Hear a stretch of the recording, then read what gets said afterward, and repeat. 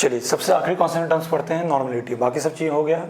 Normality को इसलिए सबसे आखिरी में पढ़ा रहा हूँ क्योंकि इसमें जो टर्म मिलेगा नंबर ऑफ इक्विवेलेंट, ये बहुत मज़ेदार टर्म है, बहुत ही यूजफुल टर्म है। आपको नेक्स्ट चैप्टर जो इलेक्ट्रोकेमिस्ट्री है उसमें भी काम देगा, इसलिए मैं आपको सबसे आखिरी में पढ़ा रहा हूँ। बहुत ढंग से पढ़ाऊंगा ताकि दोनों चैप्टर में कवर हो जाए। ये नहीं कि सिर्फ नॉर्मलिटी समझ में आए और बाकी अगले चैप्टर में जो है और ना समझ में आए। मैं ऐसा पढ़ाऊंगा ताकि दोनों जगह कवर हो जाए, क्योंकि इसी साल पढ़ना है, इसी ईयर पढ़ना है आपको, और बस नेक्स्ट चैप्टर है तो क्यों उसको इंतजार करें। जब पढ़ ही रहे हैं तो ढंग से पढ़ लेंगे ताकि इस चैप्टर में खत्म हो जाए, उस चैप्टर वाला भी खत्म हो जाए। ठीक है, ध्यान दीजिएगा। तो क्या होता है normality, number of equivalent of solute पर लीटर ऑफ सॉल्यूशन। आपको बस ये लगेगा कि इक्विवेलेंट की जगह मोल कर देते तो डिफिनेशन तो मोलारिटी का था। Number of mole of solute present in पर लीटर ऑफ सॉल्यूशन क्या था, मोलारिटी का डिफिनेशन था सर। यहाँ पे बस मोल की जगह क्या इक्विवेलेंट है। मोल तो समझ में आता सर, नंबर आता था समझ में, यहाँ पे इक्विवेलेंट क्या है सर। तो इसका भी कनेक्टेड है चार्ज से। इक्विवेलेंट किससे कनेक्टेड है, चार्ज से। ठीक है, चार्ज के अमाउंट से आपको इक्विवेलेंट कनेक्टेड है, याद रखिएगा। वहाँ पे क्या लिखते थे, number of mole of solute पर लीटर ऑफ सॉल्यूशन, किसमें, मोलारिटी में। या बस मोल की जगह क्या आएगा, इक्विवेलेंट आएगा। ठीक है, इक्विवेलेंट किससे कनेक्टेड है, चार्ज से। ठीक है, उसको ढंग से बताता हूँ, पहले समझिए डिफिनेशन को। अगर वॉल्यूम ऑफ सॉल्यूशन यहाँ क्या लिखते हैं, शॉर्ट फॉर्म में लिख दिया हूँ, number of equivalent of solute volume of solution in litre. ठीक है, अगर मान लीजिए ml में दिया है तो उसको 1000 डिवाइड करके लीटर मत लोगे, 1000 ऊपर चल जाएगा। बाकी लगेगा फॉर्मूला मोलारिटी की तरह ही है, बस मोल की जगह क्या है, इक्विवेलेंट है सर।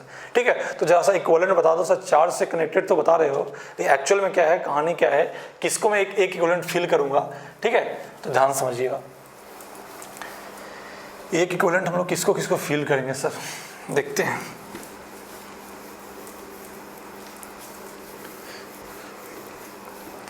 ध्यान दीजिए, सबसे पहली बात एक इक्विवेलेंट समझना है, चार्ज के हिसाब से कनेक्ट करते हैं। जैसे शुरुआत में डिफिनेशन जो दिया गया था, एक मोल इलेक्ट्रॉन के ऊपर जितना चार्ज होता है उसी को बोलते हैं क्या, एक इक्विवेलेंट बोल सकते हो आप।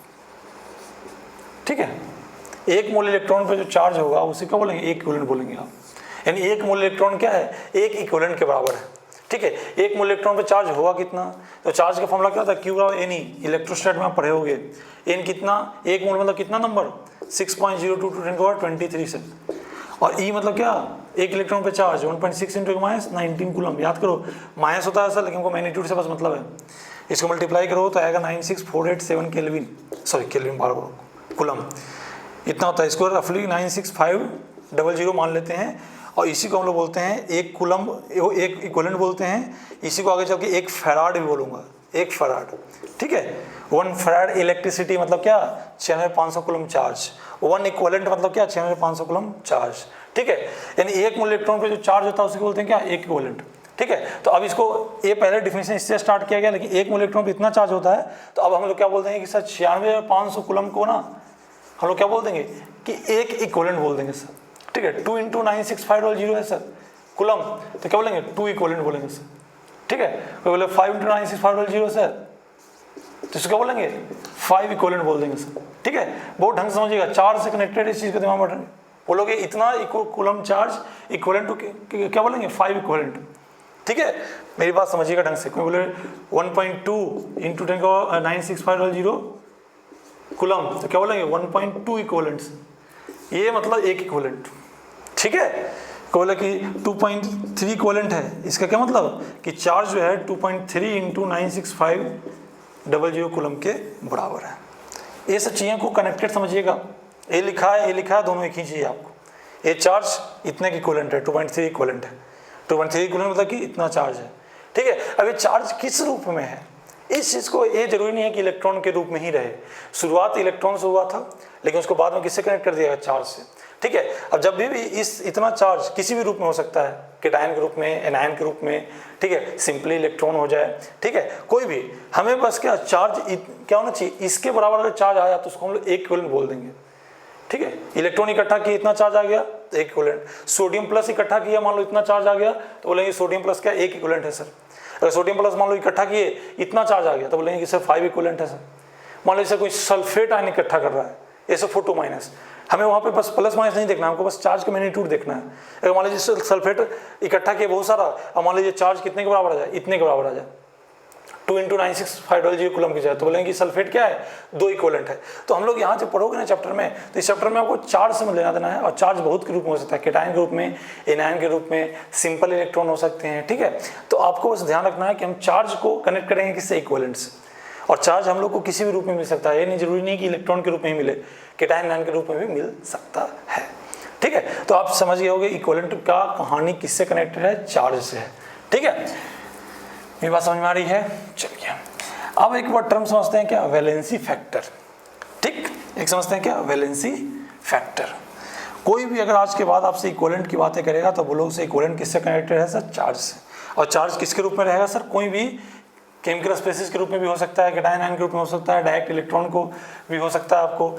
ठीक है, उस कोई भी अगर हमको दिया हुआ कोई स्पेसिस बोले कि इसका इक्विवेलेंट कितना है, तो पहले बताओ निकालो क्या कि इस सैंपल में कितने चार्ज हैं। अगर चार्ज 96,500 कूलम हुआ तो बोलेंगे सर एक इक्विवेलेंट है। बोलो सर चार्ज अगर पता हो इक्विवेलेंट निकालना हो तो क्या करेंगे, Q/96500, है ना। अगर चार्ज आपको पता है उसको 96,500 कूलम से डिवाइड करो तो क्या नंबर ऑफ इक्विवेलेंट आ जाएगा। क्यों, क्योंकि 96,500 कूलम को हम लोग क्या बोल रहे हैं, एक इक्विवेलेंट बोल रहे हैं, है ना। तो एक कूलम को क्या बोलेंगे, 1/96500 इक्विवेलेंट। तो कोई बोले क्यू कूलम है तो कितना अच्छा इक्विवेलेंट, 169,19655 इंटू क्यू, इतना इक्विवेलेंट है सर। मतलब क्यू कूलम को अगर इक्विवेलेंट में एक्सप्रेस करना है तो क्यू को किससे डिवाइड कर दो, 96,500 से, तो क्या जाएगा उतना इक्विवेलेंट का लाएगा आपको। अब मान लीजिए मेरे पास कोई सैंपल मिला सल्फेट आयन का, उसमें चार्ज पूरा कैलकुलेट कर लेंगे और उसको 96,500 डिवाइड करें तो बोलेंगे कि सल्फेट का इतना इक्विवेलेंट है सर। ठीक है, तो एक हुआ चार्ज से कनेक्शन। लेकिन केमिस्ट्री में क्या होता है ना कि मतलब इस चैप्टर में, सॉल्यूशन वाला चैप्टर में हमें उतना कूलम वूलम निकालने की जरूरत नहीं होता। एक टर्म निकाल लेंगे क्या, वैलेंसी फैक्टर, हमारा काम हो जाएगा, हमारा काम हो जाएगा। ठीक है, देखो अगर चार्ज पता हो तो इक्विवेलेंट निकालने का बहुत आसान तरीका है, 96,500 से डिवाइड कर दो चार्ज को तो क्या मिल जाएगा हमें, इक्विवेलेंट मिल जाएगा। ठीक है, लेकिन अगर चार्ज ना पता हो या चार्ज निकालना मुश्किल हो तो उससे आसान तरीके हमारे पास अवेलेबल हैं। एक टर्म बस एक नया डिफाइन करना पड़ेगा, क्या, वैलेंसी फैक्टर। क्या डिफाइन करना पड़ेगा, वैलेंसी फैक्टर। चलिएगा वैलेंसी फैक्टर समझ लेते हैं हम लोग।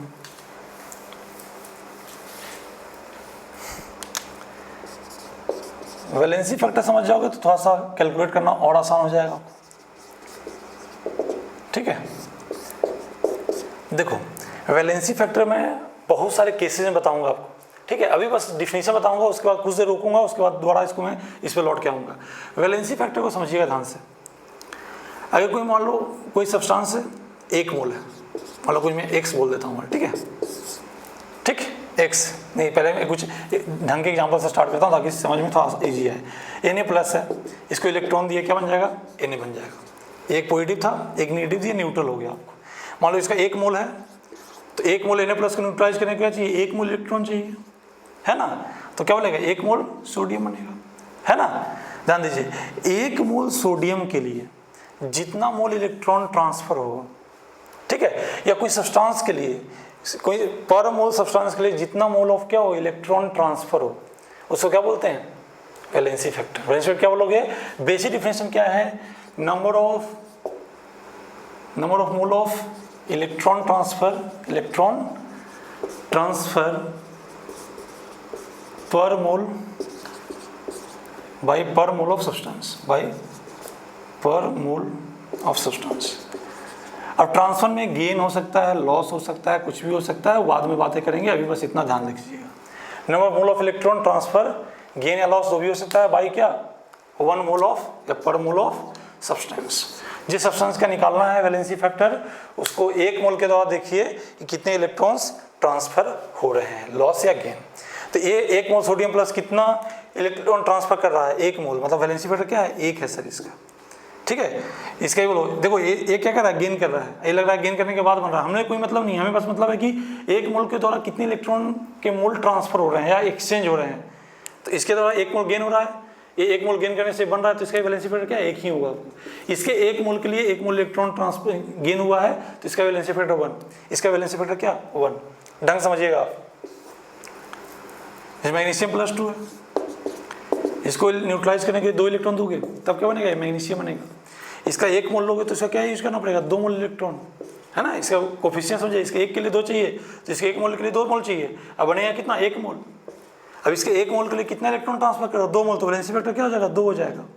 ठीक है, इसके 1 मोल के लिए कितना गेन हो रहा है, 2 मोल, इसके वैलेंसी फैक्टर क्या हो, 2 हो जाएगा। मेरी बात समझ में आ रही है, आपको बहुत ढंग से मेरी बात को समझ में आनी चाहिए। कहानी किससे कनेक्टेड है, चार्ज से। वैलेंसी फैक्टर क्या है, भाई 1 मोल के द्वारा, 1 मोल इलेक्ट्रॉन ट्रांसफर हुआ तो एक वैलेंसी फैक्टर, यानी कुल मिला के एक मोल इलेक्ट्रॉन मतलब क्या, एक इक्विवेलेंट चार्ज, मतलब एक मोल के द्वारा अगर एक इक्विवेलेंट चार्ज ट्रांसफर हुआ तो वैलेंसी फैक्टर 1।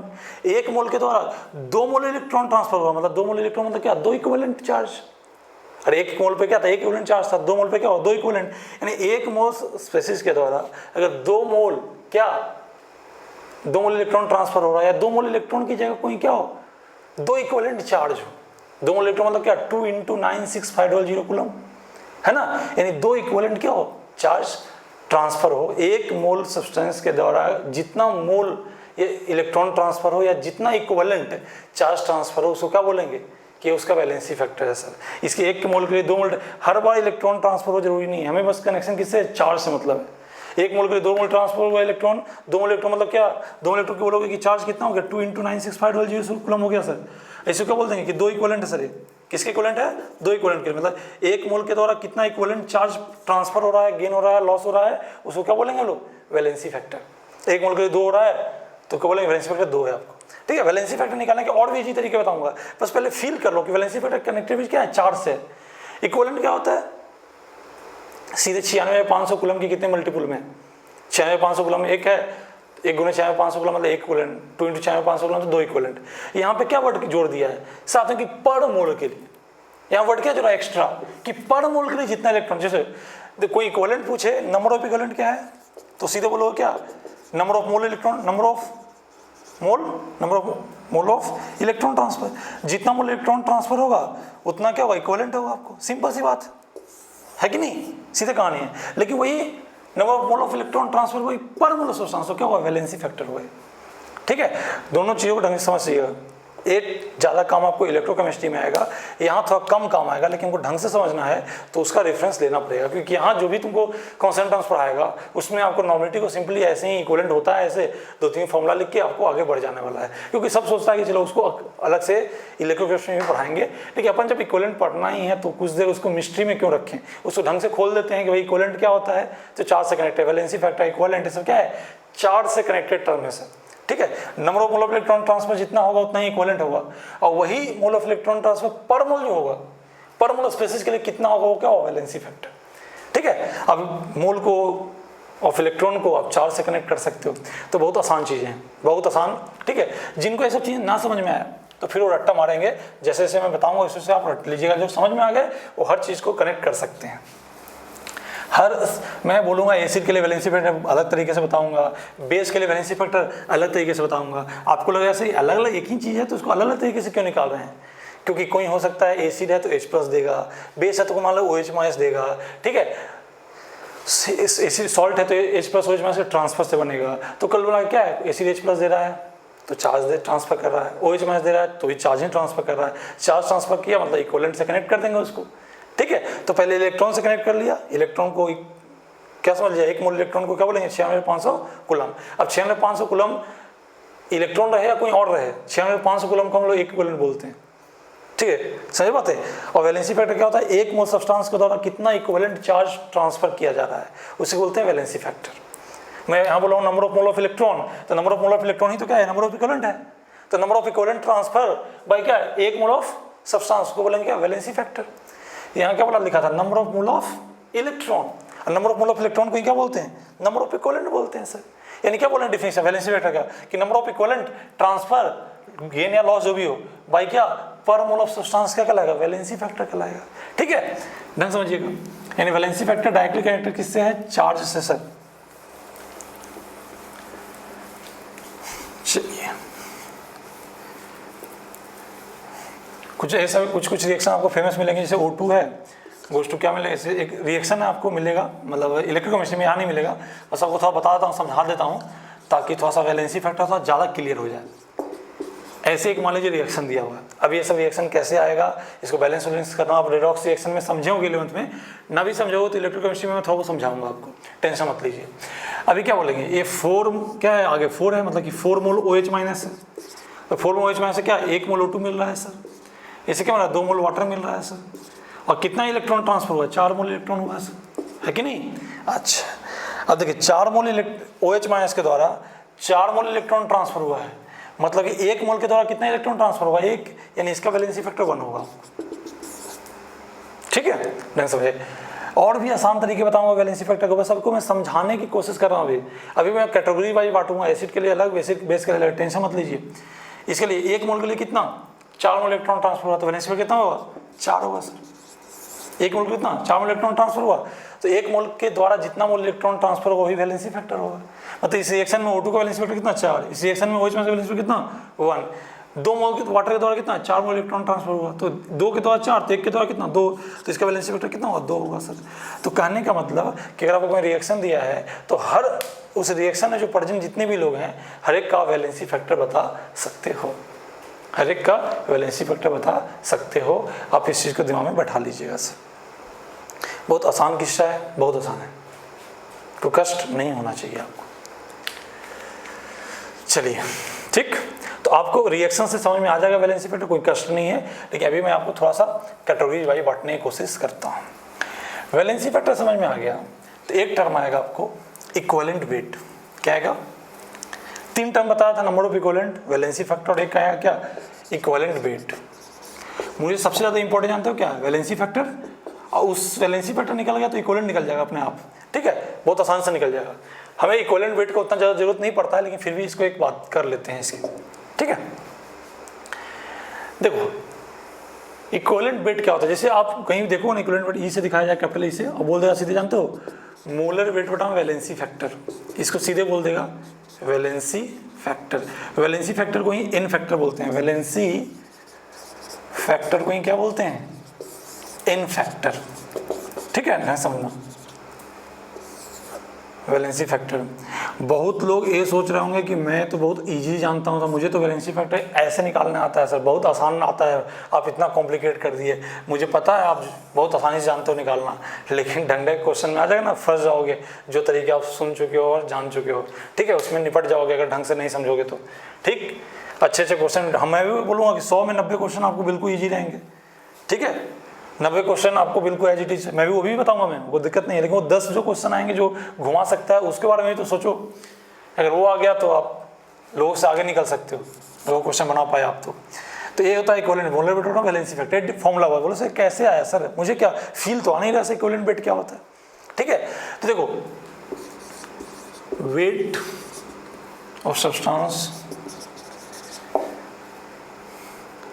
रिएक्टेड, ठीक है, रिएक्टेड या डिपोजिटेड। आप इलेक्ट्रोकेमिस्ट्री में पढ़ोगे ना तो डिपोजिटेड वर्ड सुनोगे, बाकी कोई रिएक्शन में देखेंगे तो रिएक्टेड वर्ड सुनेंगे। ठीक है, weight of substance reacted deposited, ठीक है, या डिजॉल्व्ड, ऐसे वर्ड। सॉल्यूशन केस में देखो कोई रिएक्शन होगा तो रिएक्टेड वर्ड बोलेंगे। इलेक्ट्रोकेमिस्ट्री में क्या आएगा डिपोजिटेड वर्ड भी आएगा आपको। ठीक है, जैसे सॉल्यूशन केस में पढ़ेंगे तो हो सकता है आपको बोल दे कि सॉल्यूशन जो डिजॉल्व हुआ है, क्या वेट ऑफ, बोलो सही वेट ऑफ सब्सटेंस को इक्विवेलेंट वर्ड बोलते हैं नहीं, और आगे बढ़ाते हैं। ठीक है, weight of substance reacted deposited bye 1 mole of electron transfer. अब 1 मोल इलेक्ट्रॉन क्या बोल सकते हैं, और क्या लिख सकते हैं भाई 1 इक्विवेलेंट चार्ज ट्रांसफर। 1 मोल इलेक्ट्रॉन, जितना मोल इलेक्ट्रॉन उतना ही इक्विवेलेंट सर। 1 मोल इलेक्ट्रॉन मतलब क्या है 1 इक्विवेलेंट चार्ज ट्रांसफर। तो एक इक्विवेलेंट चार्ज ट्रांसफर के द्वारा जो वेट रिएक्ट होगा या डिपॉजिट होगा या डिजॉल्व होगा, ठीक है, पानी के अंदर, उसी को क्या बोलेंगे इक्विवेलेंट वेट। देखो वर्ड है जो ना, जैसे जैसे क्वेश्चन करवाऊंगा ना या कुछ न्यूमेरिकल करेंगे तो ऐसा वर्ड थोड़ा ज़्यादा क्लियर होता जाएगा। अभी थोड़ा सा आपको थोड़ा सा पेचीदा लग रहा होगा, लेकिन बहुत ही आसान है। ठीक है, बस ऐसा बस फील करवाने के लिए लिख रहा हूँ। कोई बोले किसी सब्सटेंस का वेट इक्विवेलेंट वेट क्या होता है, तो वो वेट जो क्या हो एक इक्विवेलेंट चार्ज ट्रांसफर के द्वारा रिएक्ट हो रहा हो या कहीं जाकर डिपोजिट हो रहा हो। इलेक्ट्रोकेमिस्ट्री में वर्ड आएगा डिपोजिट, या सॉल्यूशन केस में क्या बोलोगे 1 मोल इलेक्ट्रॉन ट्रांसफर किया और इतना वेट किया और डिजॉल्व हो गया सर, एक इक्विवेलेंट चार्ज ट्रांसफर से जो वेट डिजॉल्व हो रहा है। ठीक है, यानी या जो वेट डिजॉल्व होके एक इक्विवेलेंट चार्ज हमें दे रहा है, तो क्या बोलेंगे वो वेट क्या बोलेंगे कि इक्विवेलेंट वेट है। यानी जो वेट के द्वारा हमें एक इक्विवेलेंट चार्ज मिल पाए, या गेन करके लॉस करे ट्रांसफर करे कुछ भी करे, बस 1 मोल इलेक्ट्रॉन का या एक इक्विवेलेंट चार्ज का। एक इक्विवेलेंट चार्ज मतलब क्या 96,500 कूलम चार्ज का है कि नहीं, एक इक्विवेलेंट चार्ज मतलब क्या 96,500 कूलम। यानी इतने चार्ज के ट्रांसफर गेन लॉस के कारण जो वेट रिएक्ट होगा डिपोजिट होगा या कहीं पानी में डिजॉल्व हुआ। ठीक है, मान लीजिए पानी में HCl को डाल रहा हूँ, HCl डालूंगा तो क्या मिलेगा H+Cl-, ठीक है। तो मिलाते गए पानी में HCl डालते गए इतना देर डाले कि भाई क्या इतना वेट HCl का डाले कि वेट कितना चार्ज कितना हो गया 96,500 कूलम। अब बोलो सर HCl तो न्यूट्रल है, H प्लस जितना प्लस उतना ही माइनस, हम यहाँ पे न्यूट्रल की बात ट्रांसफर की बात किया, हमें जितना पॉजिटिव मिलेगा उतना ही निगेटिव, तो हमें कोई एक का निकाल लो। जैसे आप बोलोगे सर HCl में डाला पानी में से तो H प्लस टूटेगा Cl माइनस टूटेगा, दोनों सर चार्ज में इक्वल है तो ओवरऑल तो चार्ज जीरो आएगा ना सर। हम ओवरऑल की बात नहीं कर रहे मेरे भाई, हम बोल रहे हैं कि भाई वो कितना अवेलेबल कर देगा चार्ज किसके अंदर, सॉल्यूशन के अंदर। पॉजिटिव बोलेंगे उतना ही इक्विवेलेंट पॉजिटिव में भी, उतना ही इक्विवेलेंट नेगेटिव में भी है। H प्लस कुछ पॉजिटिव में इक्विवेलेंट है, कुछ क्या नेगेटिव में है। हमें इक्विवेलेंट वर्ड के आगे पॉजिटिव नेगेटिव नहीं सोचना, बस चार्ज को सोचना है। तो एक HCl को डालते गए 1 ग्राम डाले कुछ चार्ज मिला हमें, 2 ग्राम डाले कुछ चार्ज मिला हमें, 3 ग्राम डाले तो कुछ पॉजिटिव मिलेगा नेगेटिव मिलेगा, लेकिन मिलेगा चार्ज में, ठीक है। डालते गए जितना वेट डालने से कितना ग्राम, कुछ वेट डाले मान लो 100 ग्राम डाले और उससे चार्ज हमें कितना मिला है 96,500 कूलम पॉजिटिव चार्ज और 96,500 कूलम नेगेटिव चार्ज। तो बोलोगे 100 ग्राम डालने से इतना चार्ज बन रहा है, तो यानी एक इक्विवेलेंट चार्ज बन रहा है, तो इस 100 ग्राम को क्या बोलेंगे HCl का इक्विवेलेंट वेट। 100 ग्राम HCl को पानी में डाले, ठीक है, और उससे हमें क्या मिला 96,500 कूलम चार्ज पॉजिटिव और 96,500 कूलम चार्ज नेगेटिव भी मिलेगा। ऑब्वियसली बात पॉजिटिव नेगेटिव दोनों मिलेगा। 100 ग्राम डालने से एक इक्विवेलेंट चार्ज मिल रहा है हमें, 100 ग्राम HCl डालने से 96,500 कूलम क्या मिला हमें चार्ज मिल रहा है, यानी जितने वेट के द्वारा इतना चार्ज मिलेगा उसी वेट को क्या बोलेंगे इक्विवेलेंट वेट। मतलब 100 ग्राम से अगर इतना चार्ज मिला है तो उस X को क्या बोलेंगे HCl का इक्विवेलेंट वेट, ठीक है। अभी उसको और देखो ये सब चीजें मैं डिफाइन कर रहा हूँ, फील करवाने के कर रहा हूँ। बाकी अगर फॉर्मूला से होगा ना तो बहुत ईजी है, मोलर वेट को वैलेंसी डिवाइड को इक्विवेलेंट मिल गया। भाई फील क्या है सर, इक्विवेलेंट किसको बोल रहे हैं, क्यों बोल रहे हैं, किससे कनेक्टेड है, ऐसी चीज़ तो फील कीजिएगा, अच्छे क्वेश्चन में काम आएगा। बाकी फॉर्मूला याद है, मैं भी बोलूँगा कि अगर आप फॉर्मूला से आओगे तो आपको ज़्यादा क्वेश्चन 100 में 95 क्वेश्चन फॉर्मूले से ही बनने 90-95 डिफिनीशन से वो 2-4-5 क्वेश्चन बनने वाले हैं जो था घुमा के देगा उसको, ठीक है। चलिए मैं आपको पिछले क्लास में बताया था कि IIT एडवांस में क्या करता है ना कि डिफिनीशन को चेंज करके पूछता है। अब आप मान लो फॉर्मूला ऐसे रट्टा मार के चले गए, अब बोल देगा डिफिनीशन को ही चेंज कर देगा कि मान लो इक्विवेलेंट वेट इसको ना बोल के एक इक्विवेलेंट चार्ज ट्रांसफर को इक्विवेलेंट वेट ना बोल के 2 मोल इलेक्ट्रॉन ट्रांसफर से जो वेट रिएक्ट हो रहा है उसको इक्विवेलेंट वेट बोले तो फॉर्मूला बदल जाएगा। अब मान लीजिए आप डिफिनीशन को ढंग से नहीं पढ़े हो और IIT एडवांस से घुमा के दे दिया क्वेश्चन, तो आप ये फॉर्मूला लगाओगे निपट जाओगे।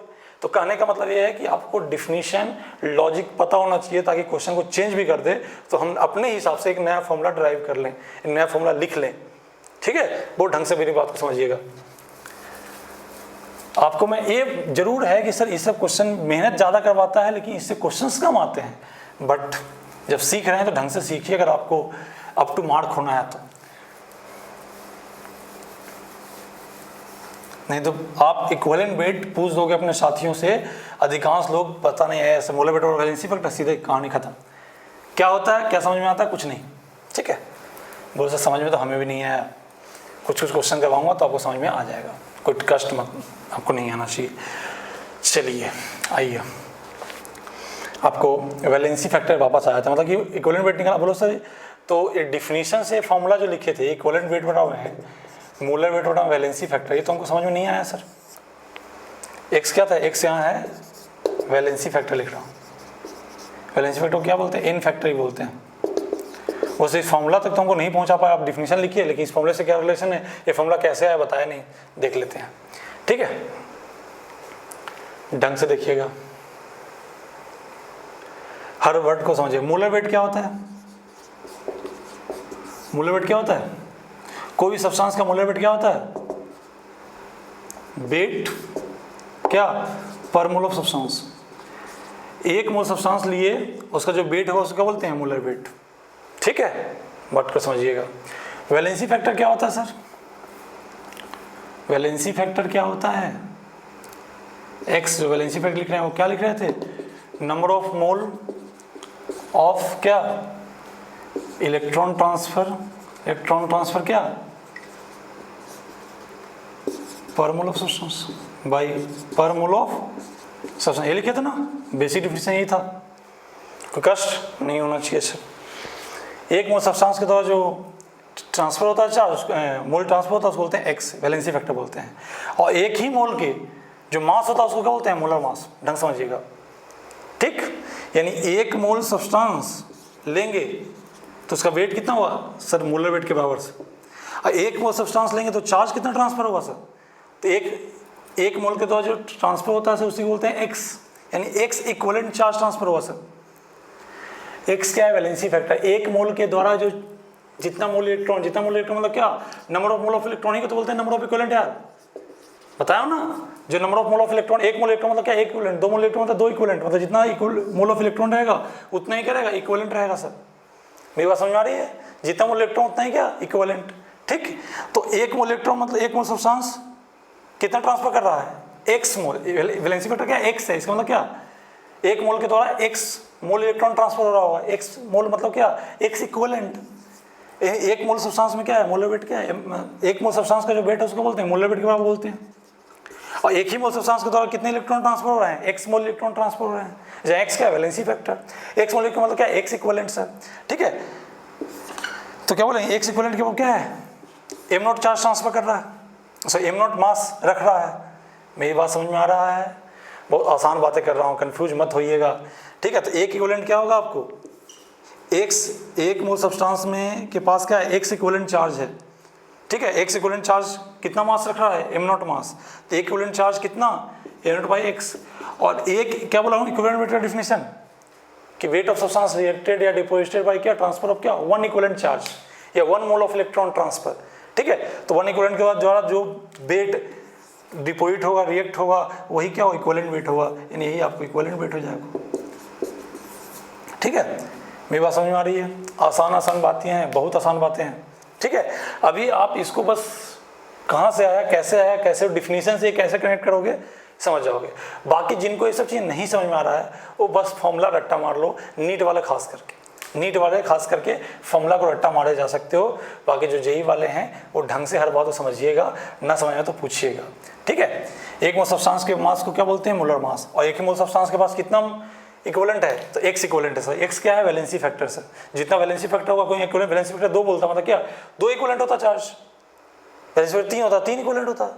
ठीक है, एक्स मान लो इक्विवेलेंट है तो एक्स इक्विवेलेंट होगा चार्ज, यानी एक मोल में एक्स इक्विवेलेंट चार्ज है और एक मोल सब्सटेंस का मोलर मास एम नॉट है, तो यानी एक्स इक्विवेलेंट चार्ज का मोलर मास क्या बोलोगे? एक्स इक्विवेलेंट चार्ज जो है वो कितना मास रख रहा है? एम नॉट मास। तो एक इक्विवेलेंट चार्ज कितना मास रखेगा? एम नॉट बाई एक्स मास।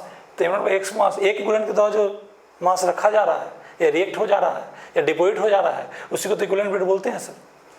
ठीक है, तो यही डिफिनीशन हो गया। तो हमारे पास क्या हो जाएगा? आपको तीन फॉर्मूले हो गए, नंबर ऑफ इक्विवेलेंट के, वैलेंसी फैक्टर के और किसके?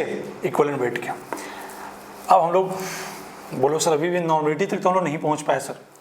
नॉर्मलिटी तक हम लोग, अभी नॉर्मलिटी बस लिखे थे सर, उसको हम लोग कनेक्ट नहीं कर पाए। कनेक्ट कर रहा हूँ, बहुत आसान कहानी है, बहुत ईजी कहानी है। ठीक है, आइए।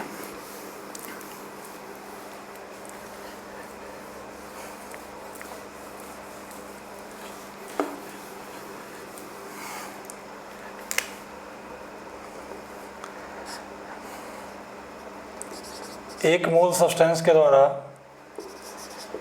जो इलेक्ट्रॉन ट्रांसफर होता है, एक्स मोल इलेक्ट्रॉन ट्रांसफर हो रहा है। तो एक्स क्या है आपको सर? एक्स क्या है सर? तो एक्स है वैलेंसी फैक्टर सर। एक्स क्या है? Valency factor. ठीक है सर। अब एक मोल के द्वारा एक्स मोल कर रहा है तो एन मोल सब्सटेंस के द्वारा क्या कितना ट्रांसफर होगा सर? तो एक के द्वारा एक्स है तो एन मोल के द्वारा n into x mole electron transfer होगा सर। ठीक है, और जितना मोल इलेक्ट्रॉन ट्रांसफर उतना ही इक्विवेलेंट सर। तो नंबर इक्विवेलेंट कितना हो जाएगा सर? एन इंटू एक्स होगा यही ना।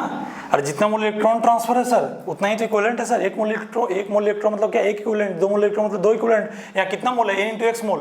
तो एन एक्स क्या हो जाएगा? इक्विवेलेंट हो जाएगा सर।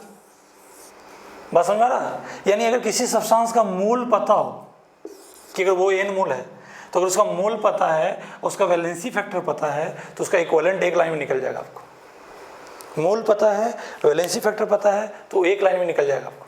ठीक है, कि बस मोल जो मान लीजिए कोई बोले 5 मोल ऑफ HCl, तो HCl का हमको मोल पता है 5, HCl का वैलेंसी फैक्टर पता चल जाए तो क्या करेंगे? उसका HCl का इक्विवेलेंट निकल जाएगा। ये बात समझ में आ रही है? एक बार आपको ये फॉर्मूला बहुत ढंग से समझ में आ जाना चाहिए। अब एन क्या है सर? एन है मोल सर। मोल क्या होता है सर? गिवन वेट बाई क्या होता है? मोलर वेट होता है सर। पढ़ते पढ़ते थक गए हैं सर। ठीक है, अब गिवन वेट को वेट से दिखाता हूँ सिर्फ। अब मोलर वेट एक्स जो है ऊपर, उसको नीचे ले आता हूँ, है ना। अगर ऐसे लिखो तो इसको ये लिख सकते हो ना, ये मोल की जगह है into valency factor, valency factor ऊपर है, इसके नीचे 1 है ना, इसको मैं नीचे लाना चाह रहा हूँ, तो ऐसे लिख सकते हैं ना। अरे इसको लिखोगे तो ये फिर सिंप्लीफाई करो तो ऊपर नहीं चला जाएगा। मैं इसको एक्स को नीचे क्यों लाया हूँ, ताकि मैं इसको क्या लिख सकूँ, इक्विवेलेंट वेट लिख सकूँ सर। तो क्या हो जाएगा, गिवन वेट ऊपर डिवाइड बाय इक्विवेलेंट वेट करेंगे, एम नॉट बाई एक्स क्या है, मोलर वेट और वैलेंसी फैक्टर क्या है, इक्विवेलेंट वेट है सर, है ना। तो यानी given weight by equivalent weight को डिवाइड करेंगे सर, तब भी क्या होगा, इक्विवेलेंट भी मिलेगा। यानी ये गिवन वेट और ये इक्विवेलेंट वेट, यानी वेट बाई इक्विवेलेंट वेट, ये भी एक फॉर्मूला हो गया किसका, नंबर ऑफ इक्विवेलेंट निकालने का। अगर वेट पता है, इक्विवेलेंट पता है, डिवाइड कर देंगे। मोल पता है, वैलेंसी फैक्टर पता है, सीधे मल्टीप्लाई कर दें। तो ए भी इक्विवेलेंट निकालने का फॉर्मूला, ए भी इक्विवेलेंट निकालने का फॉर्मूला आसान फॉर्मूला है, जल्दी दिमाग में बैठा लीजिए, दोनों से काम चल जाएगा। बस देखेंगे कि जरूरत हमें मतलब अवेलेबल क्या है। मोल पता है, वैलेंसी फैक्टर पता है तो ये फॉर्मूला लगाएंगे, वेट पता है, इक्विवेलेंट वेट पता है तो ये फॉर्मूला लगाएंगे। ठीक है, सिंपल सी बात, 2 फॉर्मूला है आपको, ये बीच में यहाँ से यहाँ पहुँचने का तरीका सिखाया हूँ। ठीक, चलिए तो इक्विवेलेंट का फॉर्मूला लिख गया, सीख गया।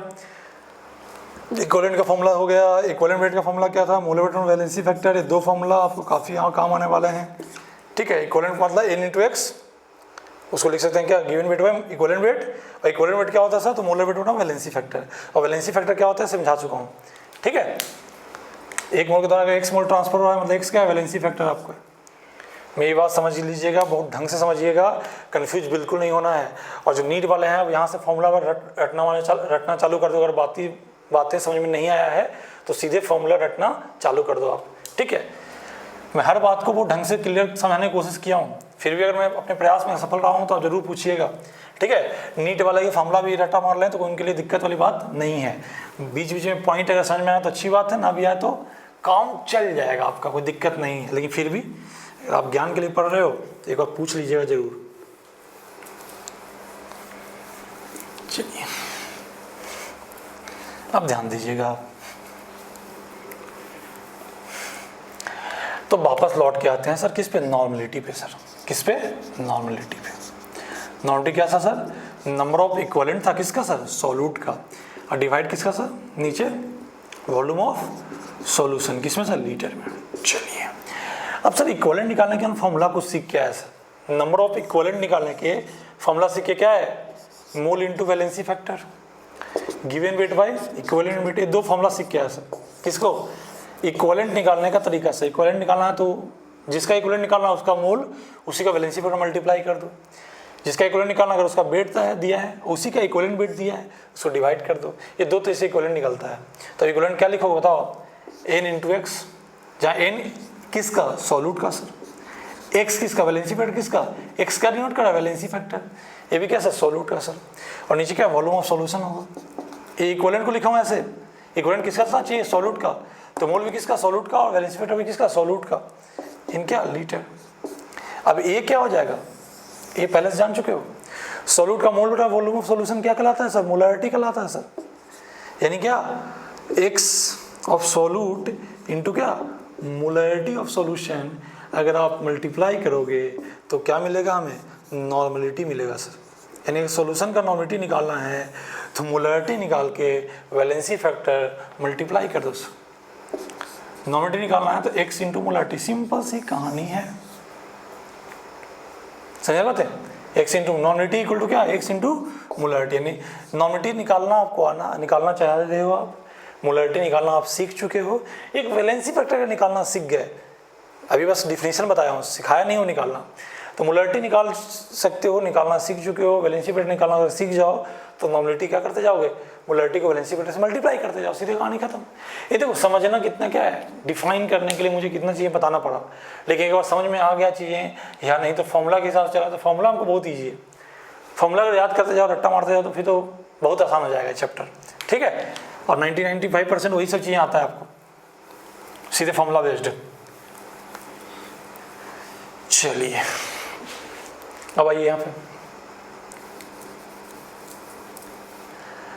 चलिए अब देखो इक्विवेलेंट को आप और क्या लिख सकते हो, ध्यान दीजिए। इक्विवेलेंट का फॉर्मूला क्या है, n इंटू एक्स हो गया, हाँ सर ये प्रूव कर चुके हैं, ये समझ में आ चुका।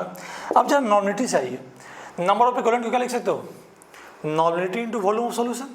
अगर नॉर्मलिटी को वॉल्यूम ऑफ सॉल्यूशन से मल्टीप्लाई किया जाए तो क्या मिलेगा, नंबर ऑफ इक्विवेलेंट मिलेगा। किसका, सॉल्यूट का। यानी अगर किसी सॉल्यूट का अगर सॉल्यूशन दिया हुआ है, अगर उसका हमको नॉर्मलिटी पता है, वॉल्यूम पता है, तो उसका इक्विवेलेंट निकालोगे। तो इक्विवेलेंट निकालने का एक और फॉर्मूला हुआ, normality into volume of solution. Volume of solution किसमें, लीटर में, ठीक है। अगर वॉल्यूम ऑफ सॉल्यूशन ml में होगा तो लीटर में बदलने के लिए 1000 डिवाइड करेंगे सर, है ना। वहाँ देखो, यहाँ 1000 डिवाइड को मल्टीप्लाई हो जाएगा, लेकिन जब इक्विवेलेंट निकालोगे तो क्या वॉल्यूम ऊपर जाएगा, 1000 क्या नीचे आएगा, इसे नीचे लिखा हूँ क्योंकि कष्ट नहीं होना चाहिए। हम नॉर्मलिटी क्या होता है sir, x into molarity, x into molarity, है कि नहीं। x इंटू मोलैरिटी तो नॉर्मलिटी होता है सर, इंटू v। अगर वॉल्यूम लीटर में है तो कोई कष्ट ही नहीं है, यानी x mv क्या हो जाएगा आपको, x mv हो जाएगा क्या, नंबर ऑफ इक्विवेलेंट निकालना है, ठीक है। और क्या पता हमको, वैलेंसी फैक्टर भी पता, मोलैरिटी भी पता, वॉल्यूम भी पता, ऐसे निकाल जाओगे आप। और x वॉल्यूम अगर लीटर में है तो इसी x mv को क्या करना है, 1000 डिवाइड कर देना है, ml में है तो इसका फॉर्मूला किसका, इक्विवेलेंट का। एक फॉर्मूला और हम लोग सीखे थे शुरू में ही, क्या कि चार्ज पता है सर, उसको 96,500 कूलम से डिवाइड कर तो ये भी इक्विवेलेंट ही देता है सर। आप इक्विवेलेंट के एक फॉर्मूला 2 3 4 5 फॉर्मूला, तो ये लीटर में मैं बदलाऊँ, इसको फॉर्मूला काउंट नहीं करूँगा, तो ये 5 फॉर्मूले आपके पास हैं, 3 2 5। ये कोई फॉर्मूला भी यूज कर सकते हो इक्विवेलेंट निकालने में। चार्ज पता है 96,500 डिवाइड कर दो, ठीक है। मोल पता है, वैलेंसी फैक्टर मल्टीप्लाई कर दो, वेट पता है, इक्विवेलेंट में डिवाइड कर दो, ठीक है। नॉर्मलिटी पता है, वॉल्यूम में मल्टीप्लाई कर दो, मोलैरिटी पता है, वैलेंसी फैक्टर पता है, वॉल्यूम पता है, तो ऐसे x mv कर लो, ठीक है। ये कोई भी तरीका आप अपना सकते हो, क्या निकालने के लिए, इक्विवेलेंट निकालने के लिए। ये सब फॉर्मूला तभी अपनाना जब क्या हो, जिसका इक्विवेलेंट निकालना हो वो किसके रूप में हो, सॉल्यूट के रूप में, क्योंकि ये सॉल्यूट है तब इसको n इंटू वी किया है। यानी एक सॉल्यूट का इक्विवेलेंट निकालना है तो n इंटू वी कर सकते हैं। यानी हम लोग इक्विवेलेंट निकालना हो किसको, अगर कोई सॉल्यूशन में प्रेजेंट सॉल्यूट का इक्विवेलेंट निकालना है तो उसका नॉर्मलिटी इंटू वॉल्यूम को मल्टीप्लाई कर दो, तब भी काम हमारा हो जाएगा, क्या निकालने का, इक्विवेलेंट निकालने वाला काम, ठीक है। तो कोई कष्ट नहीं होना चाहिए, ठीक। ये फॉर्मूले सबको ढंग से लिख लीजिएगा, बहुत ढंग से इसको बॉक्स बना के लिख लीजिएगा, ये आपको अभी से लेके आखिरी तक काम देगा। जानते हो आप जो स्टोइकोमेट्री पढ़े हो ना, जो रेडॉक्स का बैलेंसिंग पढ़े हो ना, वो सब बैलेंसिंग एक एक लाइन में हो जाएगा अगर आपको ये सब चीज़ें पता होता है। जो रेडॉक्स का बैलेंसिंग है जो 11th में पढ़ा होगा तो उसको 5 सेगमेंट में बताया गया है। फर्स्ट स्टेप में ये करो, सेकंड स्टेप में ये करो, सेपरेट करो, ये करो। अगर आपको इक्विवेलेंट वैलेंसी फैक्टर ये सब दिमाग में घुसता है ना, तो इससे ईजी कुछ नहीं है। एक एक लाइन में आपको रिएक्शन बैलेंस करके दिखा दूंगा रेडॉक्स से, जो आप 5 स्टेप में करते थे, ठीक है। तो अगर क्या पता हो, बस वैलेंसी फैक्टर पे कमांड हो आपका, ठीक है। इक्विवेलेंट वगैरह को आप फील करते हो, समझते हो, फॉर्मूला आपको सब याद है, ठीक है। स्टोइकोमेट्री के बहुत बड़े बड़े क्वेश्चन एक लाइन में नहीं पड़ जाएंगे, बैलेंस करके बनाओ, वो सब बैलेंस करने की जरूरत ही नहीं पड़ेगा, ठीक है। बहुत सारे क्वेश्चन ऐसे, अगर आपको इक्विवेलेंट नहीं पता होगा ना तो बहुत सारे क्वेश्चन आपको बैलेंस करके बनाना पड़ेगा। और अगर आपको इक्विवेलेंट और वैलेंसी फैक्टर का आइडिया है तो बहुत सारे रिएक्शन बिना बैलेंस किया बना लोगे, बैलेंस करने की जरूरत ही नहीं है। बैलेंस करने में जो समय खर्च होता था उसको जरूरत ही नहीं पड़ेगा आपको, यानी बहुत जल्दी बना लोगे। इसीलिए मैं बता रहा हूँ ये कहाँ कनेक्ट करेगा, स्टोइकोमेट्री में। कहाँ कनेक्ट करेगा, रेडॉक्स रिएक्शन। 2 क्लास हुआ, 2 चैप्टर हुआ 11th का, फिर 12th में क्या हो गया, सॉल्यूशन, और कहाँ, इलेक्ट्रोकेमिस्ट्री। 4 चैप्टर में कनेक्टेड है, ठीक है। आपको लग रहा होगा सिर्फ ये बहुत छोटा चीज़ है, इसको क्यों इतना लंबा खींच रहे हो, इतना छोटा नहीं है भाई। अगर आप ढंग से पढ़े हो तो आपको रेडॉक्स में बहुत चीज़ें बताया जा चुका होता। खैर,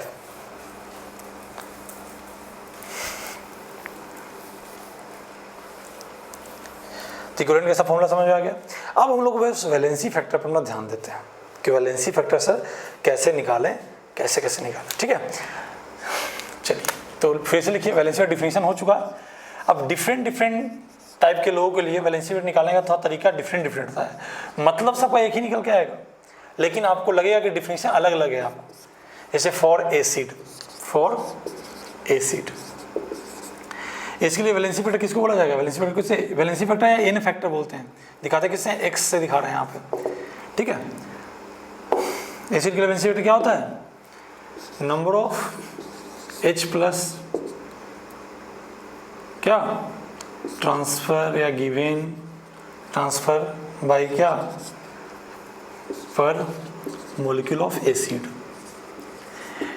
मोलिक्यूल के, एसिड के एक मोलिक्यूल के द्वारा कितने H प्लस ट्रांसफर की जाए। ट्रांसफर मतलब यहाँ पे ट्रांसफर मतलब बोल सकते हो लूज ही। यहाँ पे एसिड क्या करता है, इलेक्ट्रॉन को लॉस करता है। यहाँ पे गेन नहीं होगा, सिर्फ लॉस होगा। यानी यहाँ सीधे वर्ड लिख सकते हो लॉस बाय क्या, पर molecule of acid.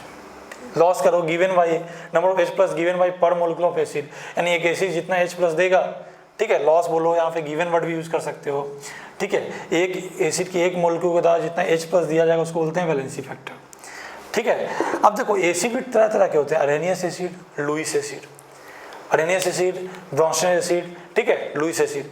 Arrhenius acid का डिफिनेशन आप ये सब कहाँ पढ़े होगे, आयनिक इक्विलिब्रियम में, ठीक है। अरेनियस और ब्रोंस्टेड का उसके लिए तो ये फॉर्मूला सेम रह जाएगा, लेकिन जो लुईस एसिड होगा ना तो उसमें H प्लस की जगह होगा number of lone pair, number of lone pair accepted by पर मोलिक्यूल ऑफ लुईस एसिड। ध्यान दीजिएगा, यानी लुईस एसिड के एक मोलिक्यूल के द्वारा कितने लोन पे एक्सेप्ट किया जा रहे हैं, ये भी वैलेंसी फैक्टर ही होगा, ये भी आपको वैलेंसी फैक्टर कहलाएगा आपको, ठीक है।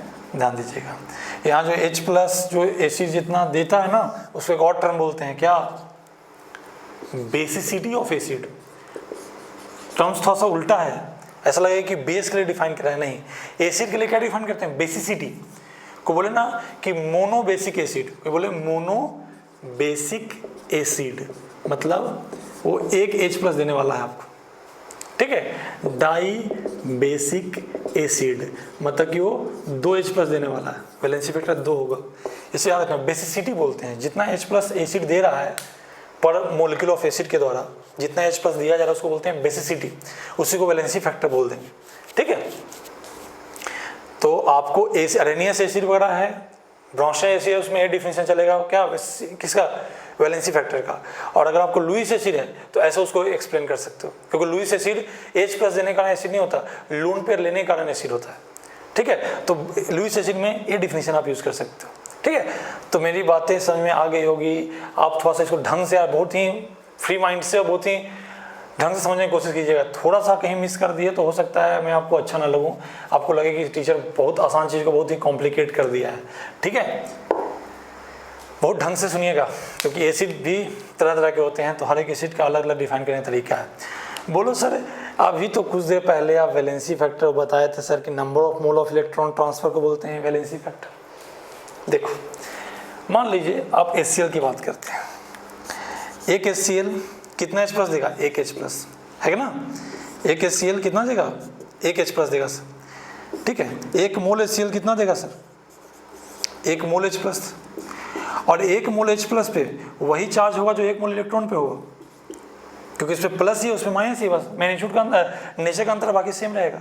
ऐसे एक मोल इलेक्ट्रॉन क्या बोलेंगे, एक इक्विवेलेंट बोलेंगे सर, मतलब एक मोल HCl को द्वारा एक इक्विवेलेंट चार्ज दिया जा रहा है, तो इसी को वैलेंसी फैक्टर क्या बोलेंगे, 1 बोलेंगे।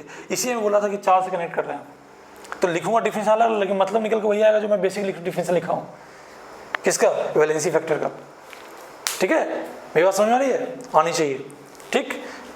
तो HCl का वैलेंसी फैक्टर कितना, एक होता है। देखो अभी तो बहुत आसान है सर, जितना H प्लस दिया वही वैलेंसी फैक्टर, तो कितना 1। ये में इतना कॉम्प्लिकेट ना हो इसलिए सब चीज़ें बताया जाता है आपको बच्चों, ठीक है। बाकी आपको कनेक्ट वहीं से करना है, ठीक। इसको बोले H2SO4, तो सर H2SO4 है, एक मोल H2SO4 क्या देगा सर, 2 मोल H प्लस देगा सर, क्या देगा, H2SO4 के पास कितने H देने लायक, 2 H, एक मोल के द्वारा क्या 2 मोल H प्लस देगा आपको, 2 मोल H प्लस में क्या 2 मोल इलेक्ट्रॉन के बराबर रहेगा आपको चार्ज, इसको बोलेंगे 2 इक्विवेलेंट। एक मोल के द्वारा 2 इक्विवेलेंट चार्ज दिया जा रहा है तो इसका वैलेंसी फैक्टर कितना होगा, 2 हो जाएगा।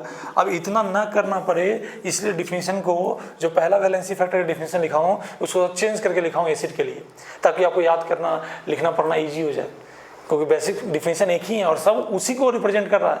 बस लगेगा आपको ना कि सर अभी कुछ देर पहले ये वैलेंसी फैक्टर डिफिनेशन ये था सर, अब बदल दियो, बदला नहीं हो, मतलब आप निकाल के देखोगे एक ही मतलब निकल के आएगा, जो वहाँ डिफिनेशन लिखा हो यहीं पे वही डिफिनेशन ये भी है, बट थोड़ा अलग लहजों में है, मतलब एक ही है, बहुत ढंग समझिएगा। अब मैं बार बार उसी को कनेक्ट करके नहीं दिखाऊंगा कि उसी से कनेक्टेड है, आप समझ जाइए कि हाँ सर ये सब जो आप लिख रहे हो ना, अलग अलग एसिड के लिए अलग डिफिनेशन लिखूंगा, बेस के लिए अलग डिफिनेशन लिखूंगा, सॉल्ट के लिए अलग लिखूंगा, एलिमेंट के लिए अलग लिखूंगा, लेकिन सबका मतलब निकल के एक ही आएगा सर, जो बेसिक डिफिनेशन लिखा था वैलेंसी फैक्टर का वही डिफिनेशन आएगा, ठीक है। चलिए तो मैं कुछ अच्छे से यहाँ पे HCl का कितना, एक H प्लस देगा HCl, तो एक वैलेंसी फैक्टर H2SO4 क्या देगा, 2 H प्लस देगा, तो वैलेंसी फैक्टर क्या 2 होगा आपको, ठीक। जितना H प्लस देने वाला है या जितना लोन पेयर लेने वाला वही वैलेंसी फैक्टर होगा, किसके लिए, एसिड के लिए।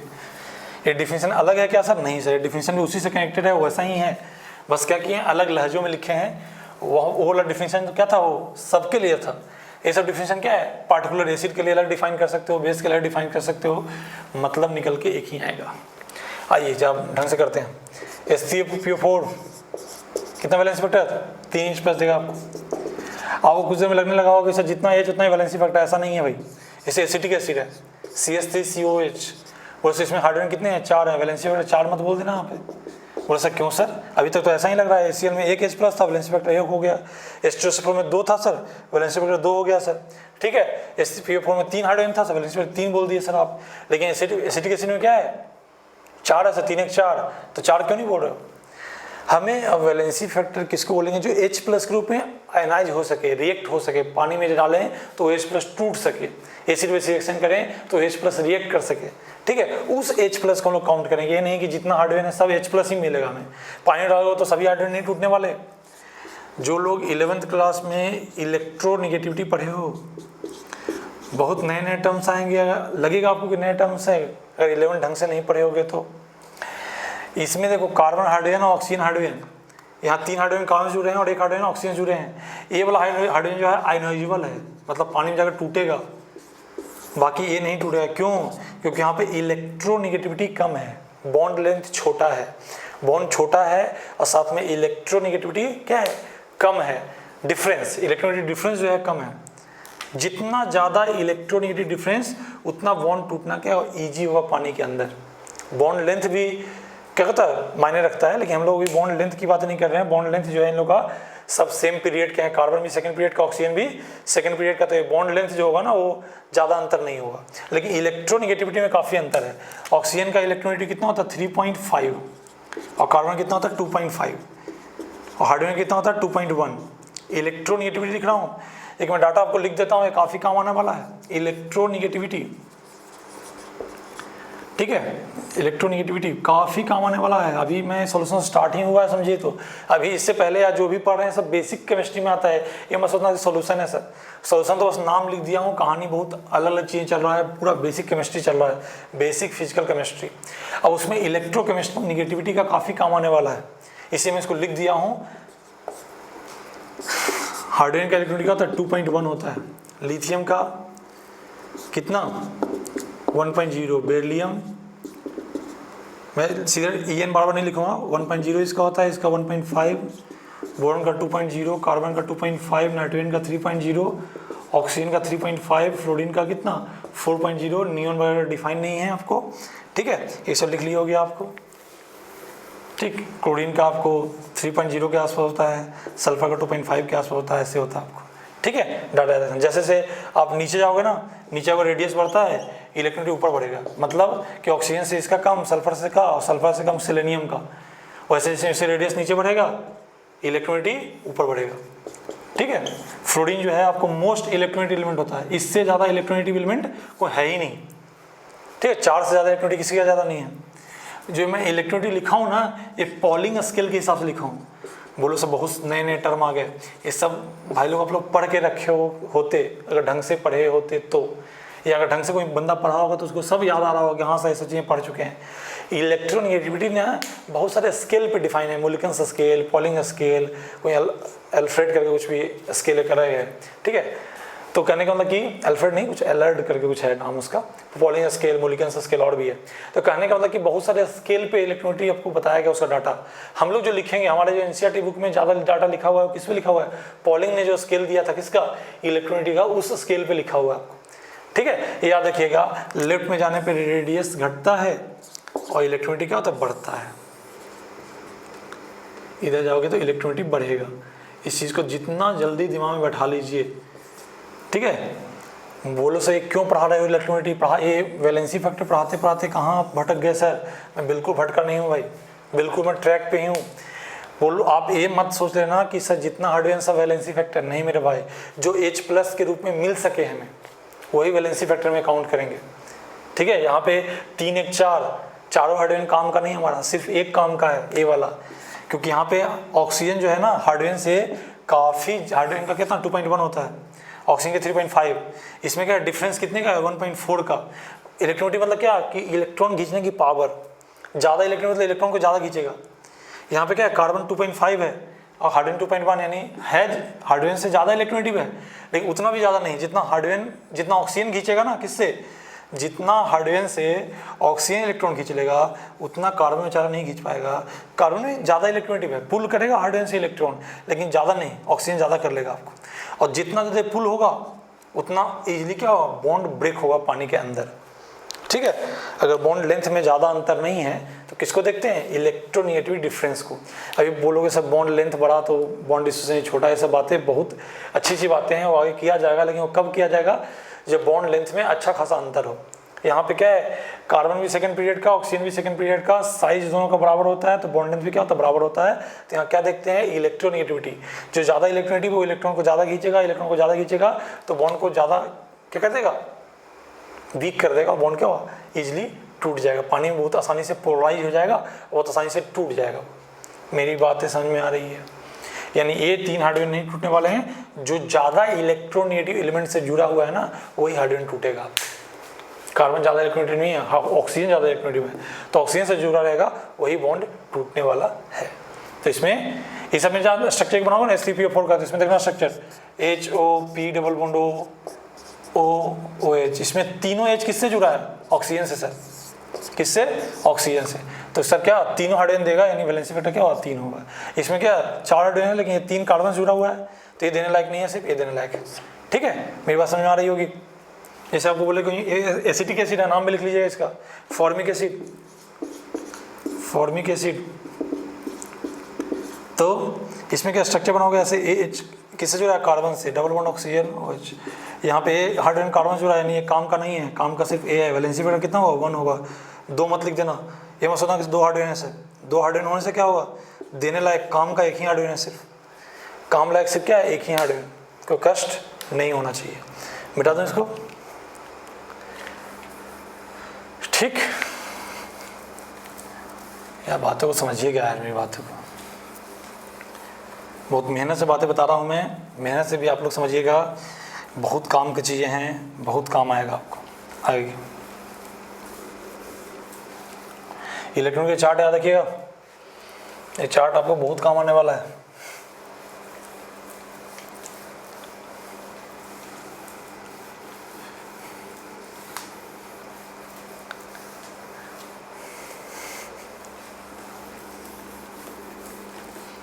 चलिए कुछ एग्जाम्पल और देख लेते हैं। क्या नाम है इसका, बेंजोइक एसिड। क्या नाम है, बेंजोइक एसिड। इसका फॉर्मूला लिखो C6H5COOH। टोटल हाइड्रोजन 6 है, लेकिन वैलेंसी फैक्टर 6 मत लिख देना, क्या लिखे हुआ, सिर्फ 1। क्या लिखा हुआ है, 1। ठीक है, वैलेंसी फैक्टर कितना हुआ, 1 हुआ। एक काम का है सिर्फ। एक होता है ऑक्जेलिक एसिड, इसको भूलिएगा मत, बहुत फेमस एसिड है।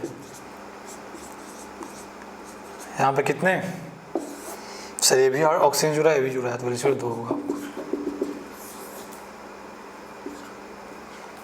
कोई कष्ट नहीं होना चाहिए, ठीक। देखो वैलेंसी फैक्टर जो है ना, आपको रिएक्शंस पे भी डिपेंड करता है। किस पे, रिएक्शन पे। बोलो सर ये क्या बोल दिया, बिल्कुल। जैसे आप पढ़े कि H2SO4 का वैलेंसी फैक्टर 2, मैं भी बोलूँगा आप बिल्कुल आप सही सुने, लेकिन कभी कभी रिएक्शन देखिएगा, रिएक्शन ध्यान लिख रहा हूँ जो देखिएगा, NOH H2SO4 रिएक्शन लिखे ऐसे Na2SO4 H2, बैलेंस नहीं कर रहा हूँ रिएक्शन को, बस ऐसे लिख दिया। तो आप देखो यहाँ पे सल्फेट के साथ क्या था, 2 हाइड्रोजन था, यहाँ सल्फेट के साथ क्या है, 2 सोडियम है, मतलब दोनों H+ यहाँ से गया, मतलब इसका वैलेंसी फैक्टर जो 2 बोलते हैं बिल्कुल सही बोलते हैं। लेकिन रिएक्शन ऐसे दिया हो NOH H2SO4 और रिएक्शन लिखा हुआ ऐसे NaHSO4 प्लस H2।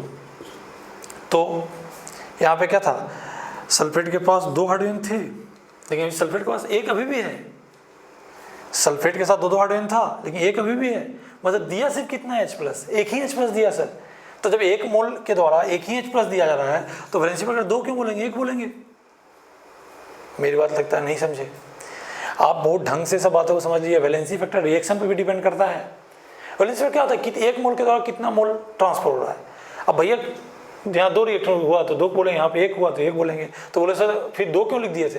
क्योंकि पानी में डालोगे ना तो 2H+ आपको मिलेगा। आपको सोच के चलते हैं कि देखो कभी भी आपको सॉल्यूशन बोले ना, एक्वा सॉल्यूशन कि H2 पर एक्वा सॉल्यूशन दिया है, तो उसमें जितना H+ आयनाइज हो सकता है सबको बातें हम लोग कंसिडर कर लेते हैं। ठीक है, सिर्फ सॉल्यूशन, कोई से रिएक्शन ना दिया हो, सिर्फ बोले कि एक H2SO4 का सॉल्यूशन है, ठीक है, उससे वैलेंसी फैक्टर बोलोगे तो सर कोई रिएक्शन नहीं दिया, तो फिर जो होता है जनरली जितना H+ आयनाइजेबल है, ठीक है, सबको वैलेंसी फैक्टर मानेंगे। लेकिन कोई रिएक्शन खुल्लम खुल्ला लिख के दे तो उसमें रिएक्शन को बहुत ढंग से ऑब्जर्व कीजिए और रिएक्शन को देखिए कि रिएक्शन में क्या जितना H+ देने लायक है सब दे दिया है। अगर जितना H+ देने लायक है सब दे दिया तो वैलेंसी फैक्टर तो ठीक है सर 2 बोल रहे हैं। लेकिन अगर 2 देने लायक था, दिया सिर्फ एक बचा लिया, 2 हाइड्रोजन था उसके पास, एक यहाँ पे है अभी भी इसके साथ है सर, और तो सिर्फ एक ही H+ दिया है वो, तो क्या बोलेंगे सर जब 2 है उसके पास लेकिन दिया एक ही है तो वैलेंसी फैक्टर 2 क्यों बोलना, एक ही बोलेंगे फिर। ठीक है, वो ढंग से। जैसे अभी मैं लिखा था क्या HCPO4 को, HCPO4 क्या होता है वैलेंसी फैक्टर से कितना होता है 3, क्या होता है 3। लेकिन कोई क्योंकि 3 है स्ट्रक्चर इसका बनाया था मैं, इसे मिटा देता हूँ। लेकिन कोई रिएक्शन दे दे, कह देते क्या reaction,